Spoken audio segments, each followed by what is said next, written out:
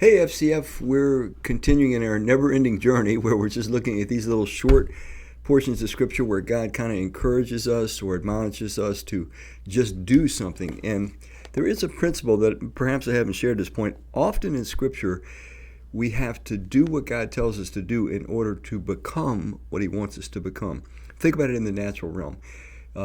To become a musician, you have to actually play an instrument. You have to practice it. You have to continue with it. So it's in the doing of playing the instrument that you become a musician. Many of these things that God tells us to do, it's as we do them, we become gradually the Christ-like version of ourselves.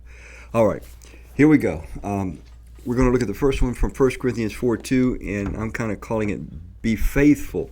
It says this, 1 Corinthians 4:2, now it is required that those who have been given a trust must prove faithful.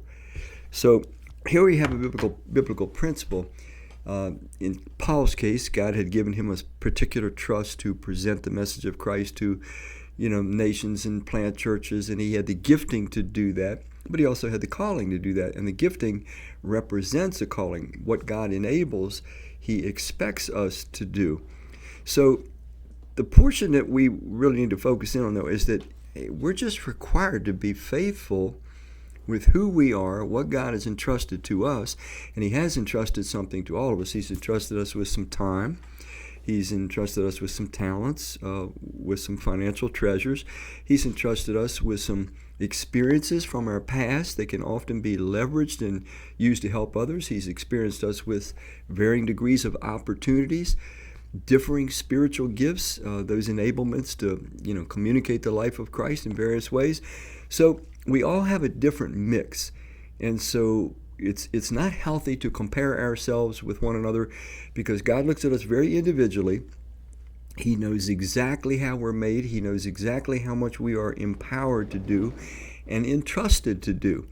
It's just required for us to be faithful. I just have to be faithful with what God has entrusted to me, to be who He meant me to be, to do what He meant me to do. So it's critical that when we start to look at this, God doesn't measure what we've done or how much we've done. And this is often the way we tend to think. We tend to compare ourselves unconsciously with others, and that person is doing so much and I'm doing so little. But that's not the way that God looks at us. And this is looking toward final judgment and rewards, and the Scripture is very clear about that. It gives meaning to life. It makes our existence mean that it's important. It matters what we do. It matters what we don't do. It's going to carry right on to eternity. But judgment, it's going to be a very individualized thing. The God who created us and entrusts various enablements to us, He's going to judge us on how faithful we have been with what He entrusted to us, whether it's time or talent or money or spiritual gifting or opportunities or leveraging those life experiences we've had. All these different things come into the mix. It's very individualistic, but it's very important. Now, here's one last thought. As we are faithful with what God has entrusted to us, listen to this part carefully, we become faithful. Becoming faithful is becoming more like God. God is faithful. He faithfully dispenses with all the abilities and talents that He has, always uses them unselfishly for the highest good of all. As I practice faithfulness with what God has entrusted to me, I become faithful and I start to experience part of the life of God.